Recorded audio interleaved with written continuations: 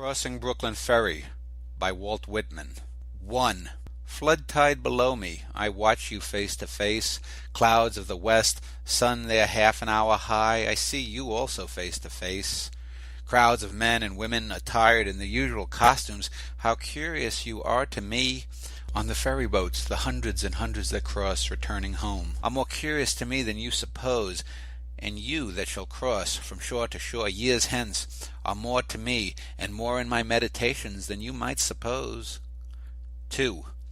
The impalpable sustenance of me from all things at all hours of the day, the simple, compact, well-joined scheme, myself disintegrated, everyone disintegrated, yet part of the scheme, the similitudes of the past and those of the future, the glories strung like beads on my smallest sights and hearings, on the walk in the street and the passage over the river, the current rushing so swiftly and swimming with me far away, the others that are to follow me, the ties between me and them, the certainty of others, the life, love, sight, hearing of others.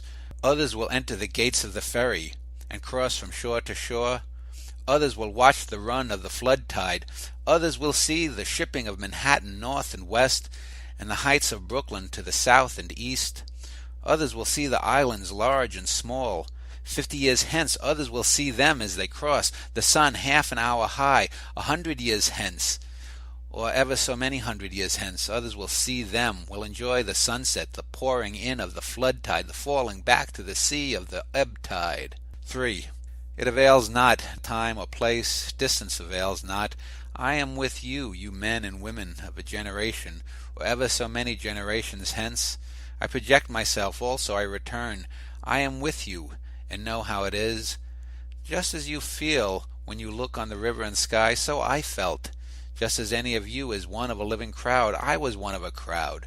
Just as you are refreshed by the gladness of the river and the bright flow, I was refreshed. Just as you stand and lean on the rail, yet hurry with the swift current, I stood, yet was hurried.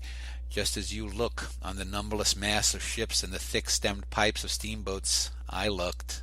I too, many and many a time, crossed the river, the sun half an hour high. I watched the 12th-month seagulls. I saw them high in the air, floating with motionless wings, oscillating their bodies. I saw how the glistening yellow lit up parts of their bodies and left the rest in strong shadow. I saw the slow wheeling circles and the gradual edging toward the south. I too saw the reflection of the summer sky in the water, had my eyes dazzled by the shimmering track of beams, looked at the fine centrifugal spokes of light around the shape of my head in the sunlit water, looked on the haze on the hill southward and southwestward, looked on the vapor as it flew in fleeces tinged with violet, looked toward the lower bay to notice the arriving ships, saw their approach, saw aboard those that were near me, saw the white sails of schooners and sloops, saw the ships at anchor, the sailors at work in the rigging, or out astride the spars, the round mast, the swinging motion of the hulls, the slender serpentine pennants, the large and small steamers in motion, the pilots in their pilot-houses, the white wake left by the passage, the quick, tremulous whirl of the wheels, the flags of all nations, the falling of them at sunset, the scallop-edged waves in the twilight, the ladled cups, the frolicsome crests and glistening, the stretch afar growing dimmer and dimmer, the grey walls of the granite storehouses by the docks, on the river the shadowy group, the big steam tug closely flanked on each side by the barges, the hayboat, the belated lighter, on the neighboring shore the fires from the foundry chimneys burning high and glaringly into the night, casting the flicker of black contrasted with wild red and yellow light over the tops of the houses and down into the clefts of streets. 4. These and all else were to me the same as they are to you. I project myself a moment to tell you, also I return. I loved well those cities. I loved well the stately and rapid river. The men and women I saw were all near to me, others the same, others who looked back on me because I looked forward to them. The time will come, though, I stop here today and tonight. 5. What is it, then, between us? What is the count of the scores or hundreds of years between us? Whatever it is, it avails not, distance avails not, and place avails not. 6. I too lived, Brooklyn of ample hills was mine. I too walked the streets of Manhattan Island and bathed in the waters around it. I too felt the curious abrupt questioning stir within me in the day among crowds of people. Sometimes they came upon me in my walks home late at night, or as I lay in my bed they came upon me. I too had been struck from the float forever held in solution. I too had received identity by my body. That I knew was of my body, and what I should be, I knew I should be of my body. 7. It is not upon you alone the dark patches fall. The dark threw patches down upon me also. The best I had done seemed to me blank and suspicious. My great thoughts, as I supposed them, were they not in reality meager? Would not people laugh at me? It is not you alone who know what it is to be evil. I am he who knew what it was to be evil. I too knitted the old knot of contrariety, blabbed, blushed, resented, lied, stole, grudged, had guile, anger, lust, hot wishes I dared not speak, was wayward, vain, greedy, shallow, sly, cowardly, malignant, the wolf, the snake, the hog, not wanting in me, the cheating look, the frivolous word, the adulterous wish, not wanting. Refusals, hates, postponements, meanness, laziness, none of these wanting. 8. But I was Manhattanese, friendly and proud. I was called by my nighest name by clear loud voices of young men as they saw me approaching or passing, felt their arms on my neck as I stood, or the negligent leaning of their flesh against me as I sat. So many I loved in the street, or ferry boat, or public assembly, yet never told them a word.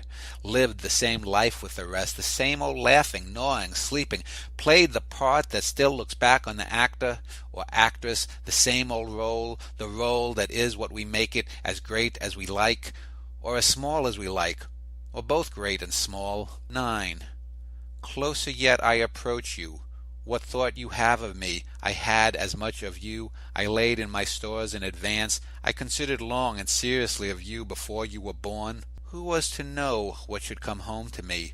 Who knows but I am enjoying this? Who knows but I am as good as looking at you now, for all you cannot see me? It is not you alone, nor I alone, not a few races, nor a few generations, nor a few centuries.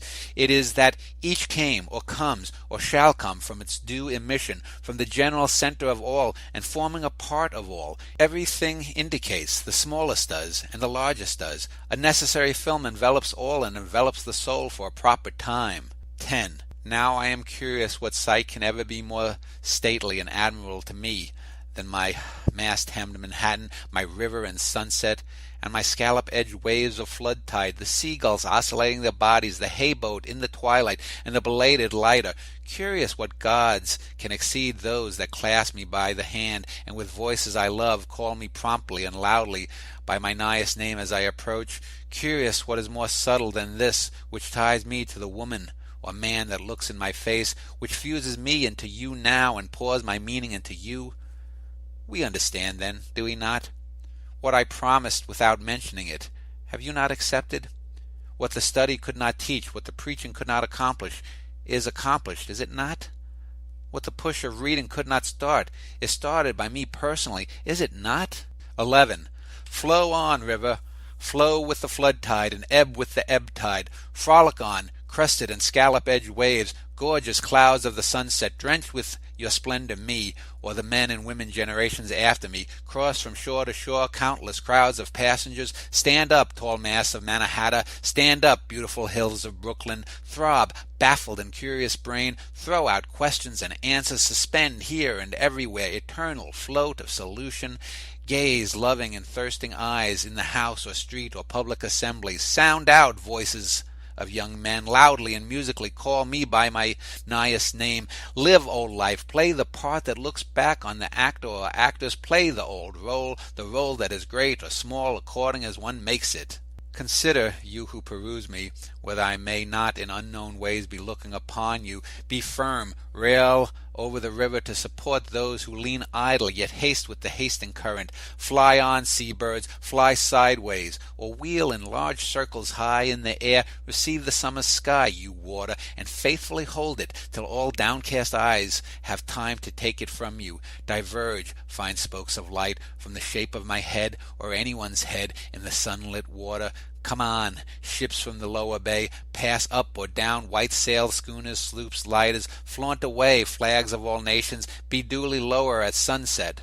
Burn high your fires, foundry chimneys, cast black shadows at nightfall, cast red and yellow light over the tops of the houses. Appearances now or henceforth indicate what you are. You, necessary film, continue to envelop the soul. About my body for me, and your body for you, be hung our divinest aromas. Thrive, cities.